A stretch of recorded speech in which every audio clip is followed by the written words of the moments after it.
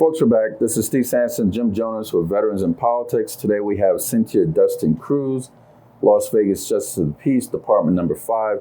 But before we get to Ms. Cruz, I just wanted to say that tonight is the presidential debate between VP Kamala Harris and former President Donald Trump. Veterans in Politics is one of the sponsors for the watch party over at Ahern.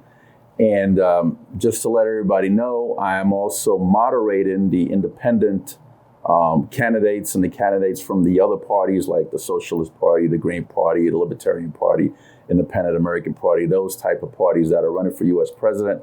I'll be doing that tomorrow night, I believe at 6 p.m. Pacific time or 9 p.m. Pacific time. Not sure which one as of yet, but it's on YouTube or Facebook.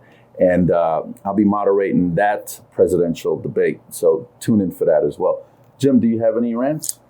I'm glad you're doing that, Steve, because the only rant I have right now is because if I ask, well, typically I don't ask because I try not to get too political out with people, but when they say who they're voting for, whether it's Donald Trump or Kamala Harris, they never give me a good reason why they're voting for either one. It's literally, okay, well, I'm voting for Trump because it's not Kamala Harris, or I'm voting for Kamala Harris because it's not Donald Trump. I'm not trying to be too judgmental to anyone, but that's probably the dumbest reason I've ever heard.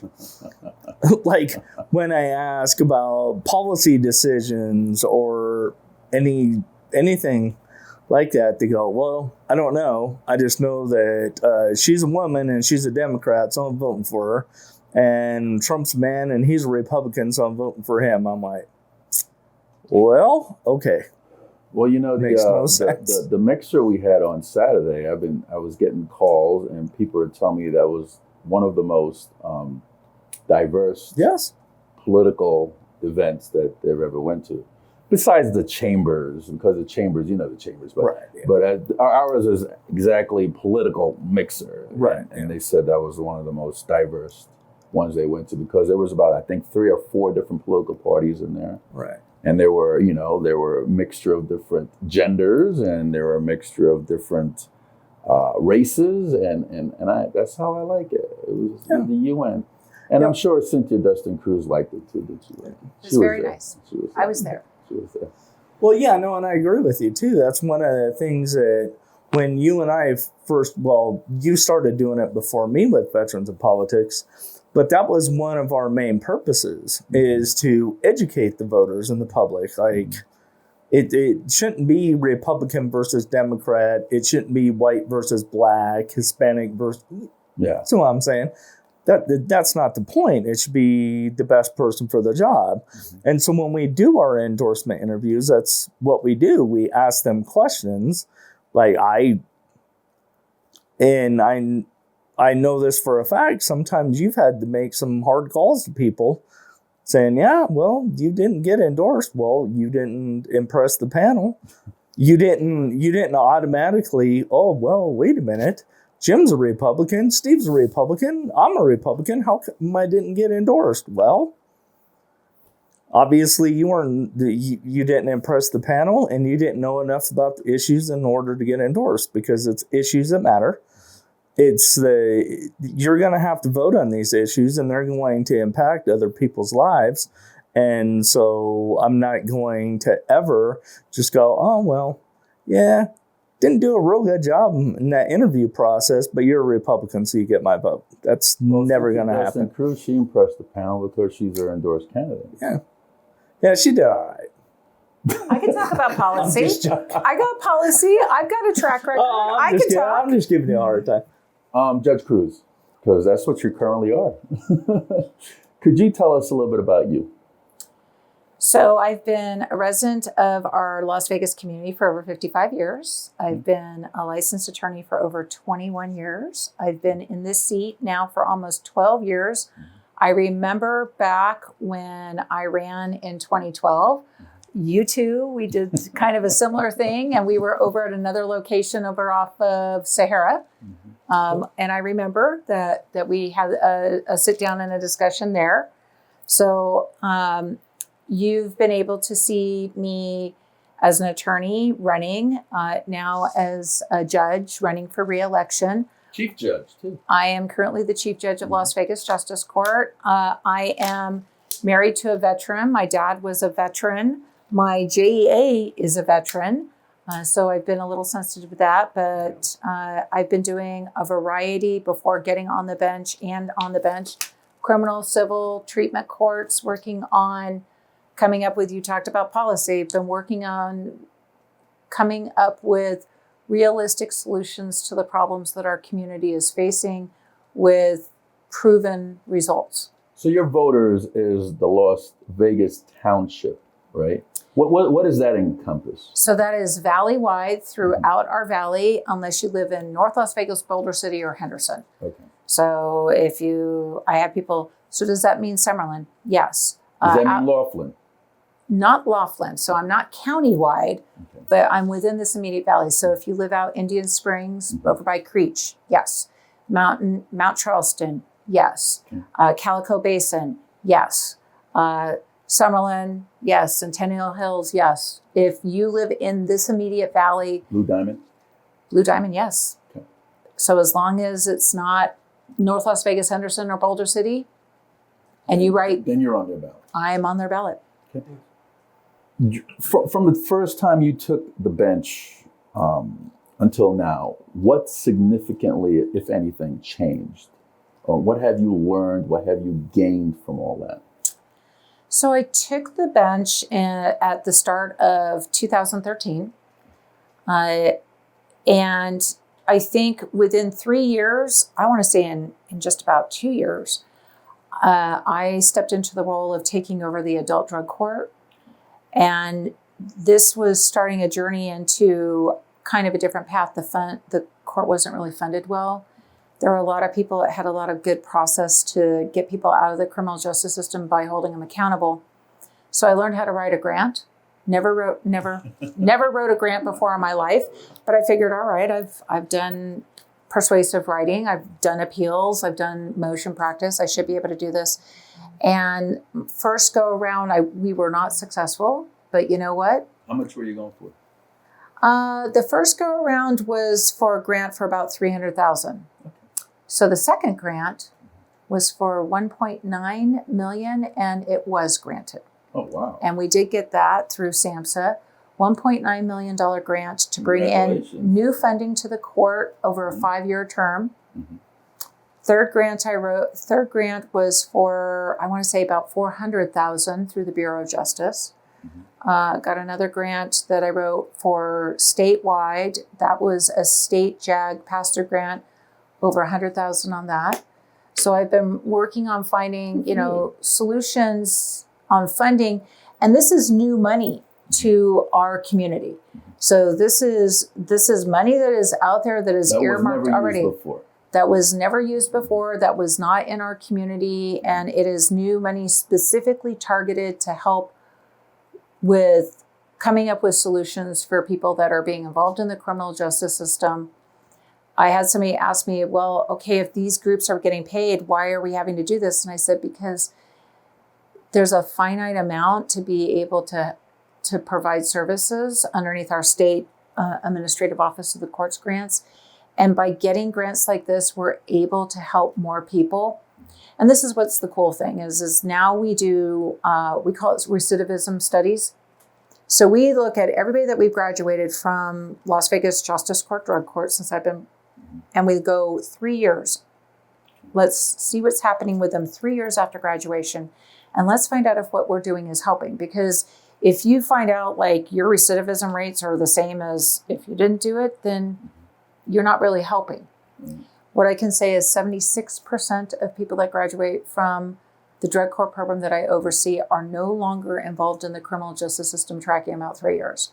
So what this means is this gets people with pathways that they can get back on their feet again, pathways to becoming where they're in recovery and they're not using substances anymore, stable housing, And more importantly, they're not involved in the criminal justice system, which not only helps them, but it helps public safety.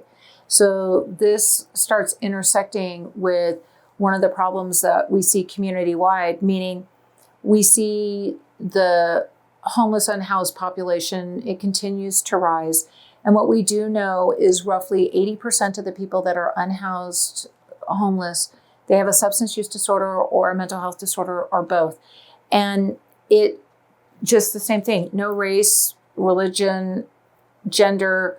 I mean, we've got veterans on the street, we have the whole 9 yards. So having courts like this and having resources, be it through the courts or be it community-based, to provide an opportunity to get people and change that dynamic and get them where that isn't an issue with them anymore is a win-win for our community.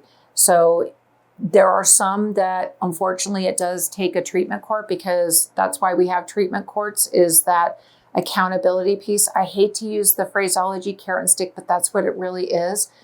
We're a judge and we're going to hold them accountable with the threat of incarceration.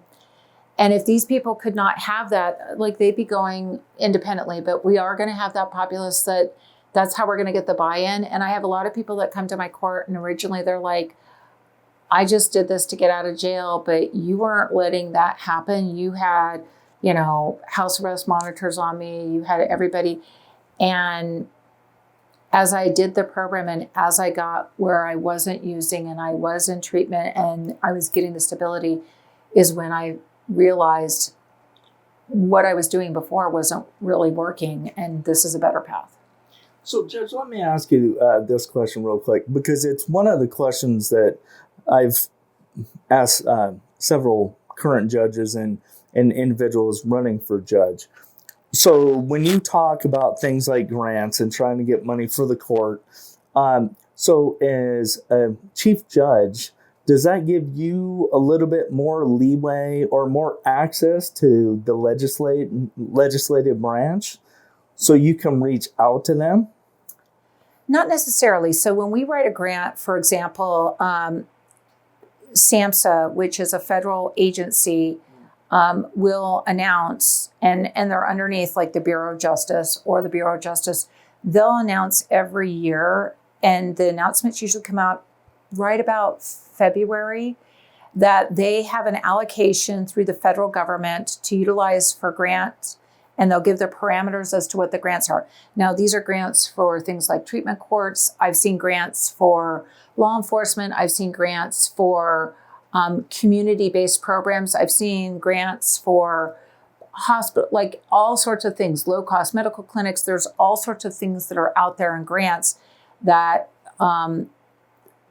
Congress, federal, has authorized these budget allocations to do. And what happens is there's a very complicated, usually when you get a grant announcement, they're usually about an inch thick of trying to determine who may apply for this grant, what do you have to make sure that you put in. And so it's not necessarily that I'm talking to a legislator, it is an independent underneath that branch that they receive the grant applications, and then they have people that will review the grant applications and make determinations based upon a scoring as to who is possibly going to get awarded the grants and who is not. So just real quick, Steve, I know you got another question, but I just wanted to follow up.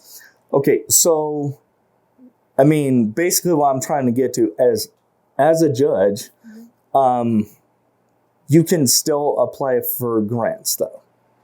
So the reason why I'm asking this is, couldn't that be considered a conflict of interest at some point? I'm just trying to understand the system, that's all. Not necessarily, because I'm not interacting directly with the legislative branch, and I'm not going to the legislative branch saying, hey, fund our court and give us money. So I'm not lobbying a single legislature. I'm not doing that. This is literally a agency that has an allocation, and that agency is tasked with accepting, and they have the grant announcements, and that they make a determination as to who's going on. So this is not, we have there's no interview process. There's nothing like that. It is, and usually it's not Judge Cruz is submitting the grant. it is the Las Vegas Justice Court is submitting the grant, or in certain circumstances, it's been county that is submitting the grant. So you do have, everything is public information, Right. but it's not something where, hey, I'm going to go sit down and have coffee and say, hey, you need to give me this grant. I need to be awarded. Okay. No, there is nothing like that. Okay. Yeah, that makes sense. So you don't have any more influence than anyone else. You just you're smart enough to know how to apply for the grant. And that was definitely a learning curve. Yeah, right. That was definitely a learning curve. But I will say, I mean, there's a variety of different agencies that Right. do these grants, and there's many different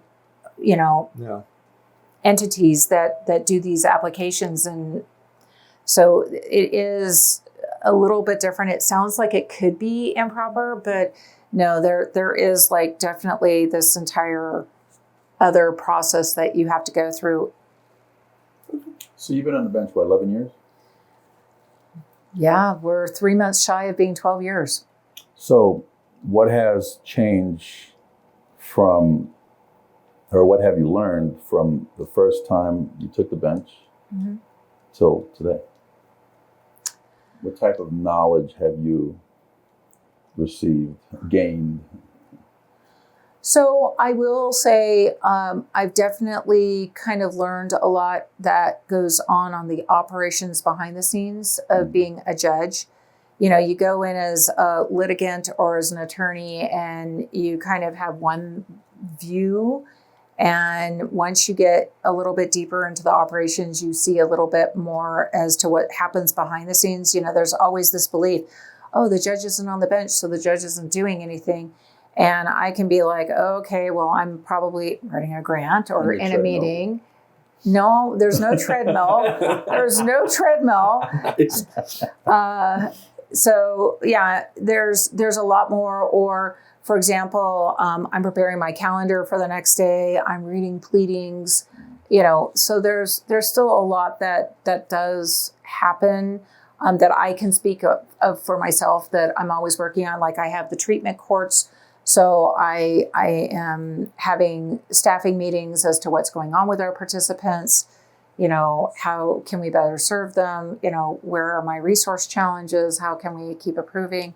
So I think that there's definitely education. I've done a lot of judicial education. So as an attorney, you have to have like a base amount of continuing legal education. Well, I've been doing judicial education, and I'm now over 640 hours of judicial education since I've gotten on the bench.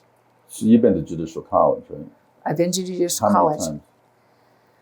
So when you start off as a new attorney, you are required to go within the first 2 years. I went the very first year to the 2-week judicial college. Then I also, you're supposed to do your ethics, fairness, and security in the courtroom training. Also within 2 years. I did that the first year as well. I've been back so I've done the judicial college I did mediation training. So I did a week-long mediation training because a lot of times that's an important skill to know as a judge. I've been back on a couple of other classes that I've gone up. I did a self-represented litigant class because we had a lot of people that are in Las Vegas Justice Court that don't have an attorney, and how to help, so you can't give them legal advice, but how can you help the self-represented litigants when they're struggling and challenging as to helping them understand what resources are available that they can avail themselves to have a better access to justice, and without you giving them legal advice, how you can kind of help and where you're trying to give people the right opportunity to be heard, and also understand when you're going to get somebody that how you can deal with certain people that they're not quite understanding what you're trying to communicate to them, and how you can approach it a little bit different with having that they still feel that they have their opportunity to be heard. So I did that training. I've done a couple different trainings with the Judicial College off and on throughout the years. I've also done additional training where I'm kind of the techie judge. So I have gone and done some training, not only judicial training as to where I can intersect there, but also trying to see on an operational side, how can we utilize certain things with technology to improve access to justice and new technology that's coming out that could improve overall how we run our court and how we operate. So there's 14 departments, correct? 16 now. 16. Am I off? 16 departments? 16 departments. Oh, I must be off. Okay, so there's 16 departments. Correct. How many times have you been chief judge, and what does that consist of? So this is, I've been chief judge for almost 2 years now. This is my first run as being chief judge. I didn't feel that it was appropriate for me to step into this role until I'd had a significant amount of years on the bench. So I really did have an understanding of, we're the third branch of government, but, you also have to play nice in the sandbox together. We're checks and balances with each other, but it's not all like, it's like a knockdown fight. You still have to understand that there are collateral consequences and certain things with any entity as to how you're operating. So you're going to have things like, what's going on with the jail, what's going on with the DA, what's going on with the PD, what's going on with the county. There's so many things that I really felt that I needed to have a true grasp. Budget. I mean, Las Vegas Justice Court is a corporation, and we manage a pretty significant budget. We have over 300 employees. What's the budget? Oh, goodness. I'd have to go back. I know we're a couple $1 million. So it just depends on what's going on. But we're a multi-million-dollar with money that's coming in and overseeing. So we've got multiple different accounts. Statute controls so many of how money is coming in on a fine. Well, it gets put out into different ways so you have your administrative assessment fees, and how does the administrative assessment fee go to funding the court? But then there's other earmarks, for lack of a better way, so it can go to juvenile justice, it can go to the law library, it goes into multiple different funds, the special public defender, the victims. There's so many different funds that it goes into that. Thankfully, we have an amazing person that heads our finance department now that has just a deep dive information as to, you can start talking to her about different funds and different things, because you also have that you can only do certain things out of certain funds. So, for example, you have an account that's only meant to be populated with money that is specifically only to go towards specialty courts. So you can't pay for anything else if you have a shortage. No, this can only be used for this. Your capital expenditures can only be used to fund particular things, and how you have to make sure that you're operating within each parameter of the budgets for these narrow levels of funding underneath the government, because it is still, you have to have accountability, and you have to realize, this isn't like I'm running my own business. No, it's government oversight, and there's particular manners that have to be done. So what does your job description look like as a chief judge? So as chief judge, the easy discussion is that we oversee all of the administrative operations of the court. There's all the funding. So the court I don't have direct final say-so on a lot of the funding. We actually have now an executive committee that I've created that we are briefed every month as to what's going on with our finance division and our court administrator as to kind of what's going on operationally with the court, where are our pain points. If we're starting to get, concerning on money, you have to be mindful, and you have to be, how are we going to make this? How are we going to meet payroll budget? You have all of these things. And then where are our staffing shortages? How do we make the request? You have to go through a particular request process that goes through county. There's so many moving parts in there. But if you look at Rule 6.5, it specifies all the duties. I have a lot of people that think, oh, you're chief judge, you're the boss of all the judges. No, I am not the boss of the judges. I am not the appellate. They'll be the first ones to say, I am not the appellate jurisdiction as to what a judge does. I am more, my role is, I collaborate with many other partners in not only the criminal justice, but in our justice community. I am in lots of meetings very frequently. They're informational meetings, they're collaboration meetings. I have meetings that, okay, we've discovered there's a particular issue. How can we navigate this? I did this with evictions recently. We've had a lot of discussion. There's been a lot of bills that have been going on. Things got vetoed. But we had this little program that the prior chief judge, Judge Zaragoza, wrote a grant. Here we are back with grant.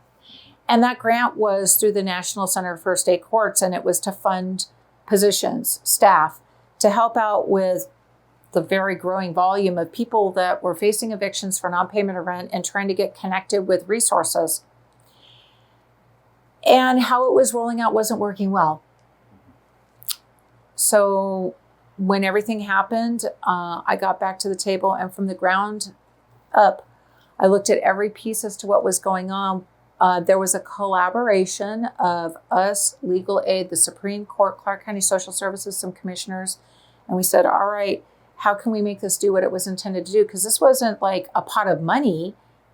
It was staff to help get people connected with resources.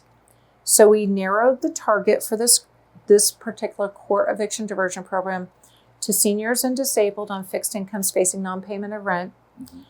We reworked like everything from how are we intersecting, how are we doing warm handoffs, how much are we doing with people that may not know how to operate electronically. I mean, I asked my mom, okay, if you got an eviction notice, how are you going to do this? And my mom was like, I have no idea, let alone having to navigate electronically.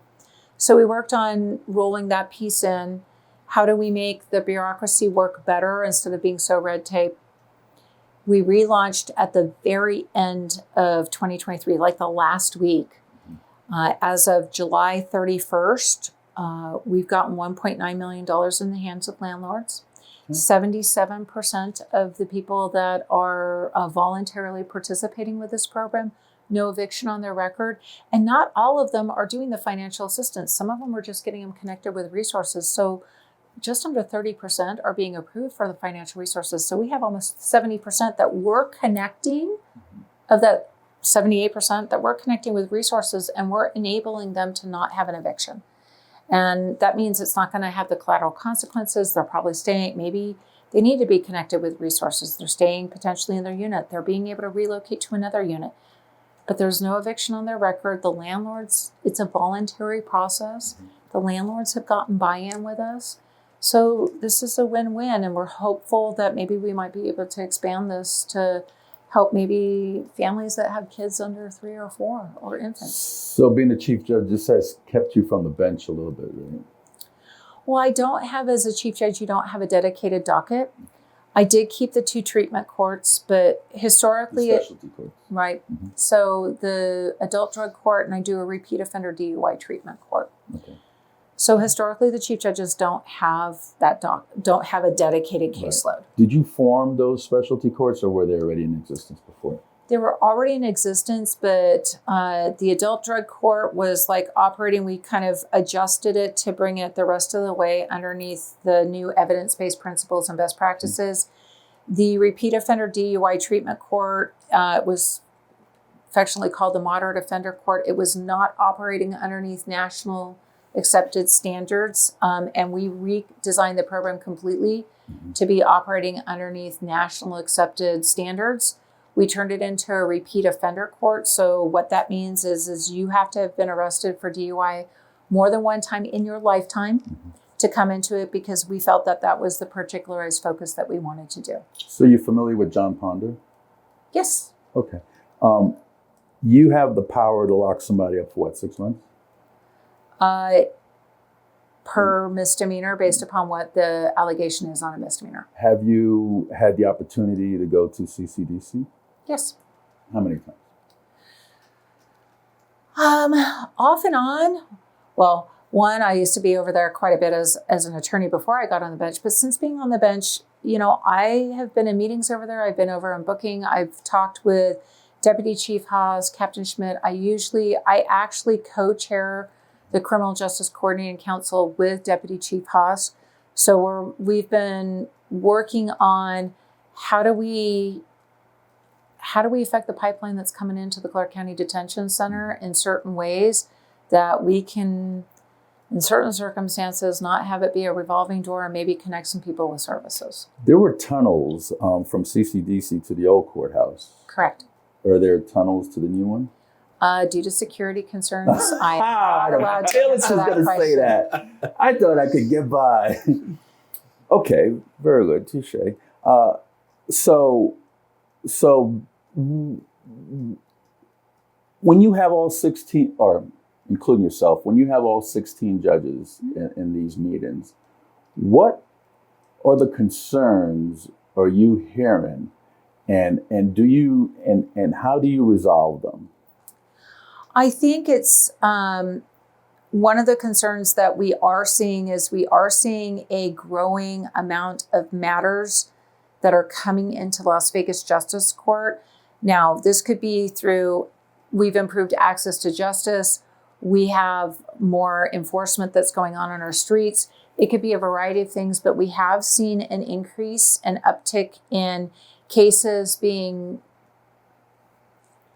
started in Las Vegas Justice Court. Now, not every case that gets started in Las Vegas Justice Court in certain circumstances turns into something that has a court appearance. Not everything manifests into an actual court, but what I will say is somebody has to touch it, right? So I have staff that has to open up a case, that has to create a case. There could be certain circumstances that the case has to be on calendar for. Maybe somebody got arrested and you're seeing him in an IA court. Maybe the case is coming through as a citation and somebody's making a determination whether that citation, is going to be pursued by the prosecutor or not. So maybe it is a citation that can move through administratively and go through the window.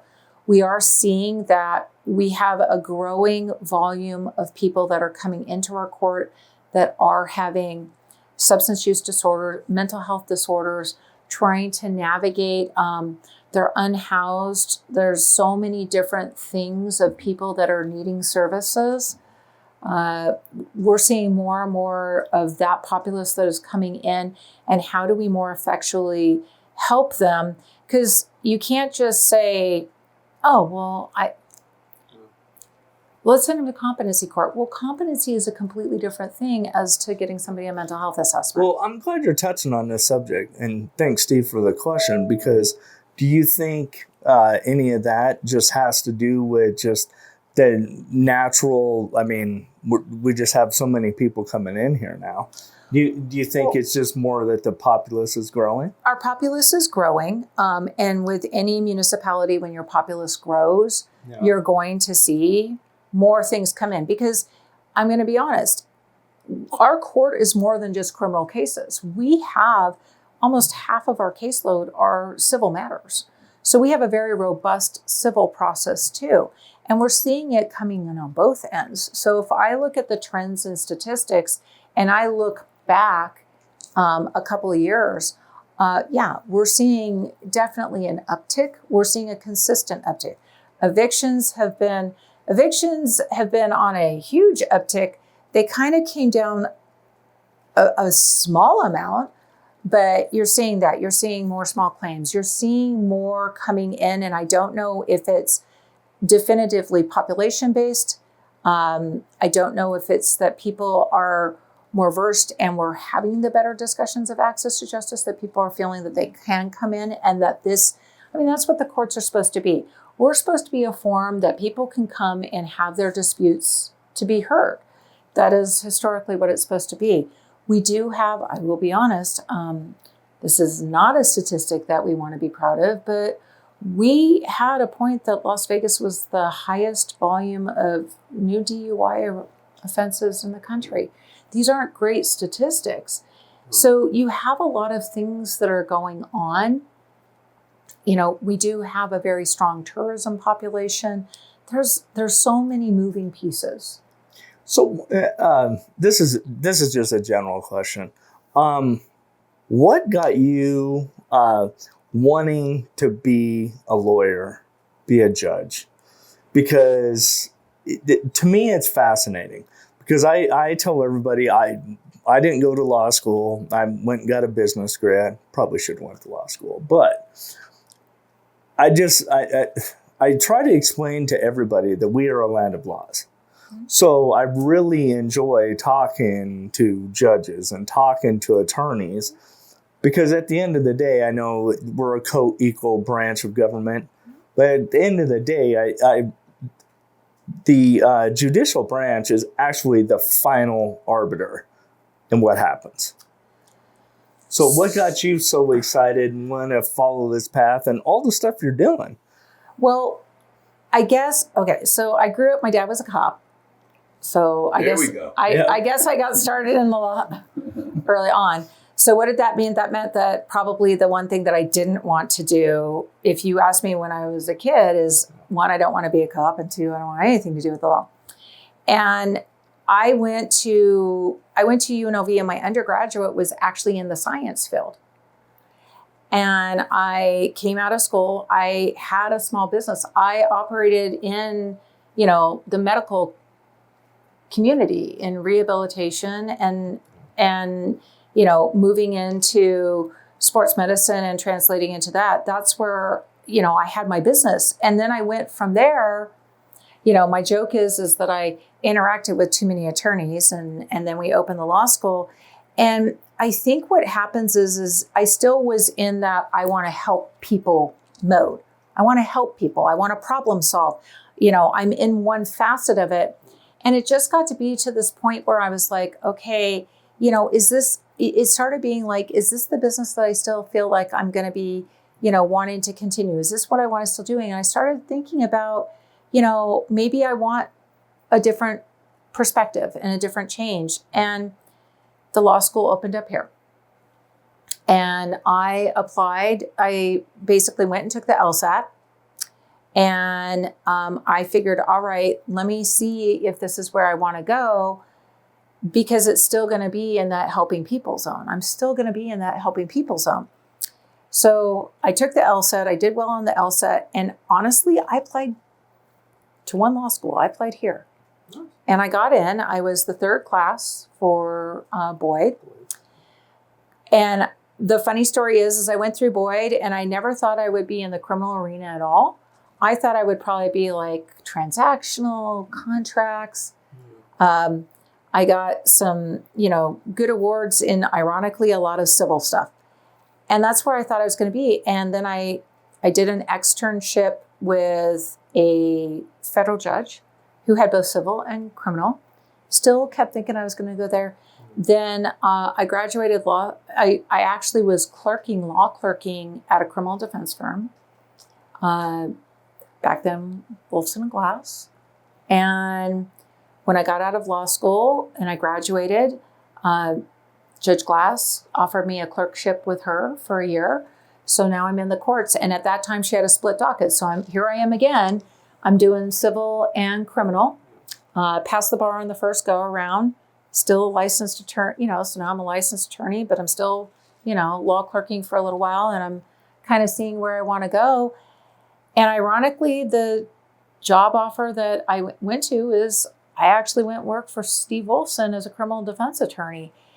And I started being like, okay, I'm still having that fit. I'm now helping people, and I'm helping people in situations where, they're probably experiencing some of the worst days of their lives. I'm having victims that are experiencing some really worst day of their lives. You went from the wife to the husband. Well, Jackie and then to Steve. Well, I started off with both of them when they both were there. And then she offered me a clerkship, and then I stayed, I guess, family oriented. And then I went out on my own and started expanding, touching into some, outside of criminal, into some of the civil thing, still feeling like this is where I'm still helping people. And I got to be where I was at the point like, okay, I'm ready to expand my business. And having a discussion with my husband as to, okay, this is the next step. And then there was a discussion, with my family and my husband as to, are you going to feel like this is where you're at? We're in a good spot. You're in a good spot with your business. You can certainly expand, but do you feel like you're going to still keep doing what you're really loving? And then we had a discussion about me running for the bench. And that's when I ran for the bench, because I felt that that was the transition that I could keep helping. But now I'm kind of stepping into, where my husband's been a public servant, my dad's been a public servant, and now I'm transitioning in. But now I've got all of this background because I've come through the working class family. I've worked all of my life, from high school on up. I had a small business. I've worked in the trenches where I'm helping people that, in various lines, from everything from criminal defense to helping people that really bad things are happening to them and they're having to navigate their way through on family cases, probate, stuff like that. And I just felt this was a good transition. And I've loved being offered the opportunity by our community to be in this. And then here we go again, because I touched into treatment courts when I was an attorney. And then I had the opportunity to take this over. And now I guess that's where I've been is I keep seeing the problems and how do I collaborate with other stakeholders to be like, how do we come up, even within my rails as a judge, how do I see if we can get to the table? How do I come up with a solution for this problem? And how do I improve our community? Yeah, I'm a judge, but eviction diversion. That was reworking from the program up and getting people to the table to say, we're willing to participate in this. We're not being compelled to, and we're making a change. And drug court. Now that one's a little bit of a carrot and the stick, but we're having amazing results where I have people that they're clear-headed, they have a job, they have a roof over their head, they're reunited with their families, they have their kids back. I mean, that's what this is about. So just let me follow up on that real quick. I mean, just be as general as you can, because I know with judicial canons and stuff, Sure. you can't answer everything in this question, but just general curiosity, what is the relationship between the legislators here in Nevada and the judges? Because one of the things that I've noticed is that, and I've spoke to some judges, and I'm obviously not going to name their names, Sure. but they get a little frustrated with some of the NRS statutes where they have, minimum sentencing, maximum sentencing, and they're like, well, technically I'm the judge. So how do you balance that? So the one nice thing about being in Las Vegas Justice Court is we don't have any minimum and maximums. So the maximum is underneath law. It's a misdemeanor. The maximum amount that you can do by penalty by definition for a misdemeanor is 6 months and $1,000 fine. That is across the board for any misdemeanor. So, we don't quite have that. I think where some of the friction ends up is you've got legislatures, and I've been on the legislative committee for not only Las Vegas Justice Court, but for the limited jurisdictions. And as chief judge, I also participate in, it's kind of a collaboration of the 8th Judicial District Court and I think the 2nd. And we do meet on talking about legislative topics. We look at what's coming down with BDRs. Okay, what does the court need to be concerned with that could be coming down the pike? And is there something that we need to alert the legislature? Like, well, we're not saying we're in favor or opposed. We may be neutral, but here's our concerns. And trying to get where, I think everybody has good intentions, but then the rollout doesn't quite get to what you want to be. Right. Yeah. And that maybe you're creating more of a bottleneck. Maybe you're creating more of a barrier. Maybe you're having an unintended collateral consequence that you didn't realize. And I think, again, it's how you play nice in the sandbox together, because it's not that I want to go, lobby somebody, but if my role is to say, okay, I'll give an example. A couple years ago, they created for DUIs an automatic breath interlock law, right? Well, that sounds great if your DUI was for alcohol. What if your DUI drugs? Your breath interlock is not going to cover. Now, is it common that we see polysubstance use? Yes. But if your real major issue is that you are a substance user and you operate a motor vehicle and it's not alcohol, it's not going to do anything. Right. Yeah. So, but cost the state more money. Well, no, this costs the litigant money. Yeah, right. Sorry. So it had great intentions, Right. Yeah. but maybe there wasn't a lot of thought as to here's how some of these other things you might think about. That's just an example. So in certain circumstances, there are certain things that, okay, we're a big jurisdiction. When they came out with Valdez Jimenez and the legislature on there said you need to be having these initial appearances and bail hearings within 48 hours. For Las Vegas Justice Court, we were already doing initial appearance court 7 days a week. Mm-hmm. So for us, it wasn't that big of a deal. But what if you're in a small rural community where you're the only judge?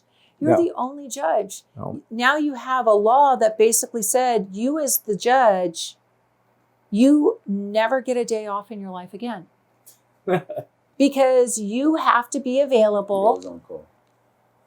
But you always have to be available to be reviewing. When you're on call for those. Well, I mean, that's a little bit different. But that's what I'm saying. Like you always have to have, or you're having to have a pro tem make it, Right. So it's not that it was, and trust me, I think that there needed to have these discussions and be realistic. But originally they were talking about, in certain circumstances, 24 hours. And you're like, okay, but it's one thing when you're talking about Las Vegas Justice Court because we're a big enough entity. But when you start talking about, smaller jurisdictions, like there are these cascading consequences that I don't think were intended because you're also saying, by the way, you have to have a DA and you're supposed to have a DA and a PD. Right. So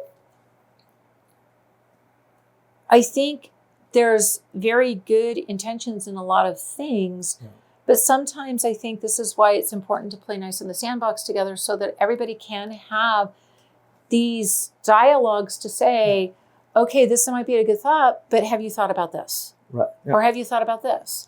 Like, there's many things that you have to, like, I'll be honest, I can get on I'm horrible about this. I can get on the bench and I'm like, okay, I got 100 cases that I got to call. Let's rock and roll. Let's go. Because I need to move through this docket, right? And I've got, everybody's coming and going and stuff like this. And we're trying to and I've got witnesses that are waiting and people have taken their time out of their day. They need the court to. Yes. And people have taken time out of their day. Like they're sitting there. They came down. It's not super easy to come to the courthouse. Parking is horrible. Parking is horrible. Well, it's not like Disneyland. Yeah, it is not a warm and fuzzy experience. But that being said, so no, I want to keep moving. Okay, well, what's the collateral consequence if I don't take a break? Well, okay, we might be able to switch out who my clerk is, but what about my court reporter? Right. What about my DA? Yeah, what do you have visual in your courtroom, don't you? Yeah. But what I'm saying is like, you have to think that it's a bigger picture. Yeah, you got to encompass everything that goes. You have to always think that there are collateral consequences to everything that we do. And sometimes it's important for you to say, hold on. Right. Okay, this is a great thought. Right. Yeah. But the devil is in the details. Yep. It's like when they rolled out the first version of this eviction diversion program and they started thinking like, how can we have all these things to make it really easy and make it really convenient? You're talking about senior citizens. And, if I tell my mom that she's got to get online and she's got to create an account and she's got to do stuff and she's going to get an email and they're going to tell her when her appointment is over at Clark County Social Services, okay, the first thing my mom's going to be is like, well, one, I don't even know how to do that. And two, well, you always tell me not to, just click on emails. And then three, they scheduled that appointment, but I have a doctor's appointment and I can't move my doctor's appointment. Like, you had to start thinking about who was your target populace and how did you just create all sorts of barriers to that target populace to do the very thing that you're trying to make it easier for them to do. And that's why sometimes you have to say, okay, here's our great idea. Okay. And then if we roll it out, what happens? Right. And no one's going to have a perfect rollout on everything, but you still have to come back and say, okay, we launched, let's come back and what happened with launch and how do we make it better?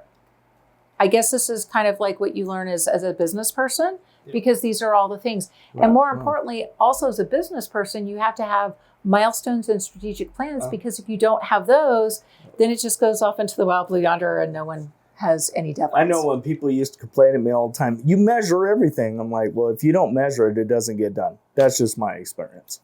Well, we're getting on time, but I just wanted to ask you this one question. Sure. Because I consider you a seasoned judge because you're over 10 years, so I figure that's seasoned. And there's a lot of people don't want to lose that kind of experience off the bench, Have you ever been threatened in any way while being the judge from when you first took the bench until now?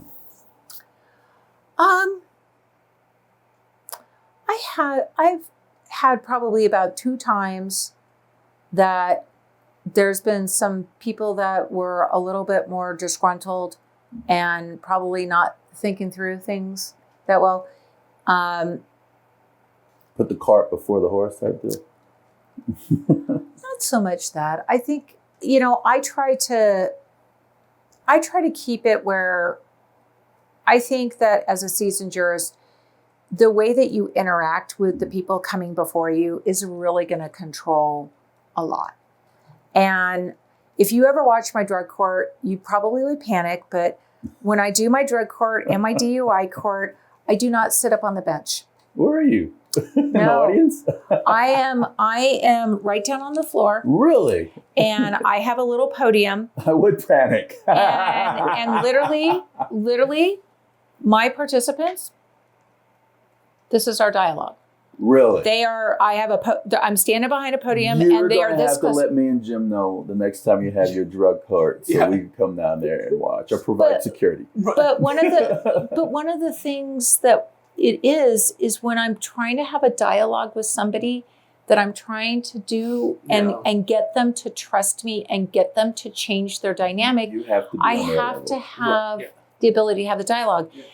And I also think when you have litigants and they come in and they're very fired up, you have to know how to basically say, okay, now I have people and they'll talk over me and I'll say, okay, hold on. Now I gave you the courtesy of not talking over you, so why don't you give me the same courtesy? And honestly, if I have people that they just want to go, I'll be honest, I have learned, and this is something that it is over years that you learn how to do this. I get up and leave the bench because you know what? What happens? I just stop. Stop the court. Well, I just stopped.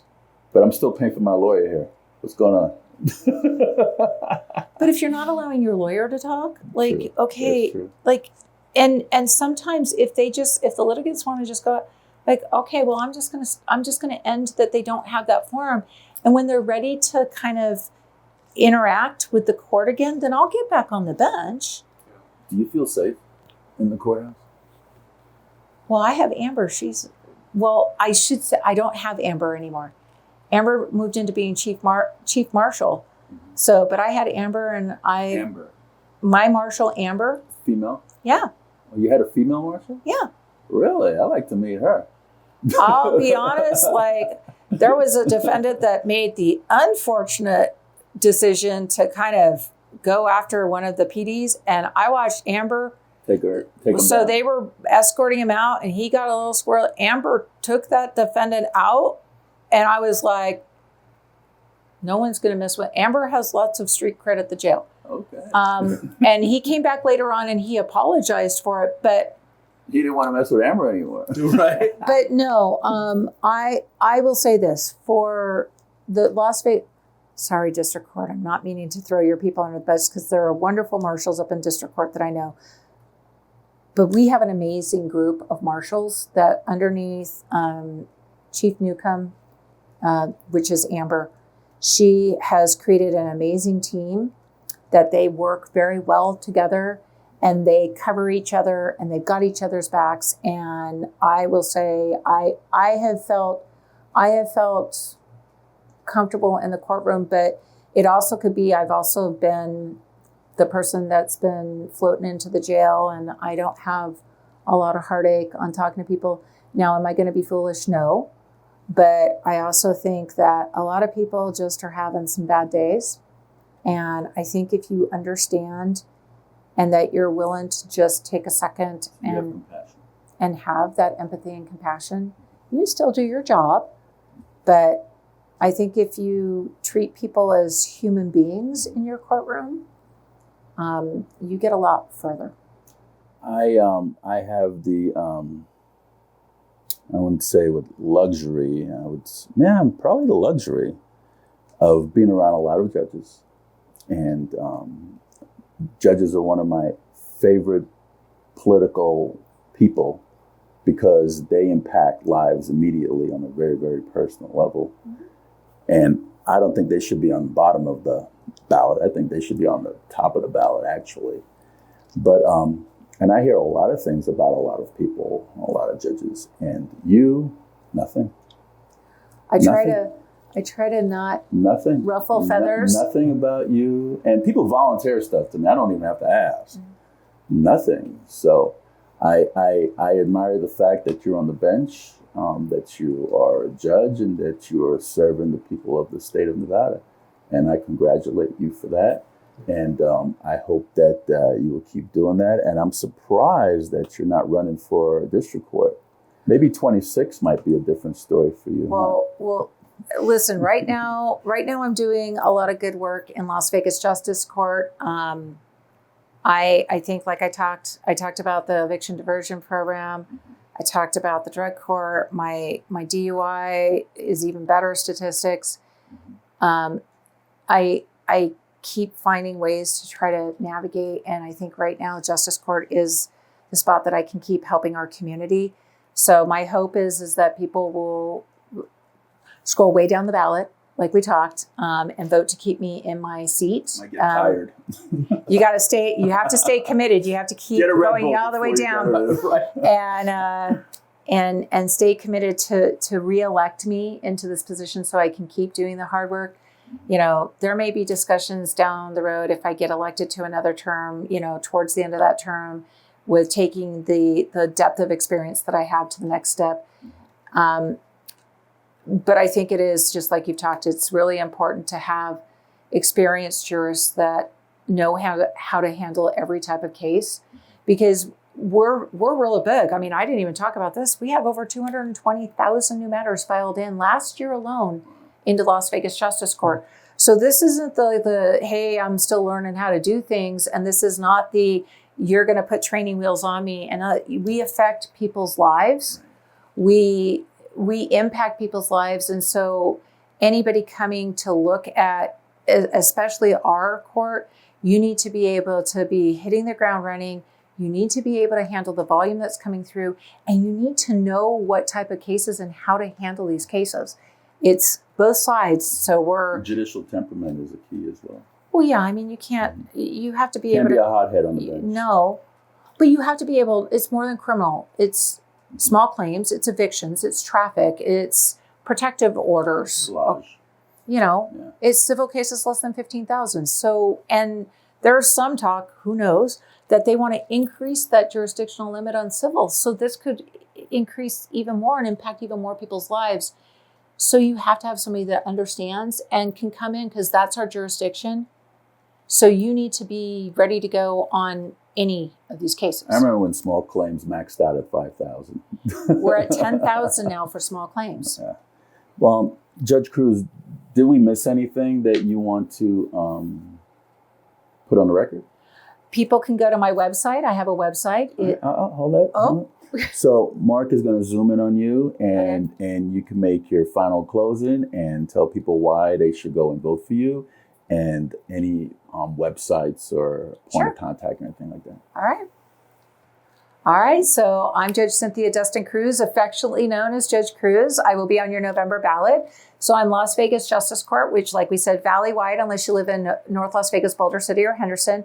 I bring over 21 years of experience, almost 12 years on the bench, experience in having every type of case that we do. You can go to my website to learn a lot more about me, and that's www.cruzforjudge.com. That's CRUZ, the number 4, judge.com. Hopefully you will keep me in my seat and I can keep doing good work for our community. I thank you for hopefully your vote. Thank you. Thank you, Jim. Folks, that's Cynthia Dustin-Cruz, Las Vegas Justice of the Peace Department 5.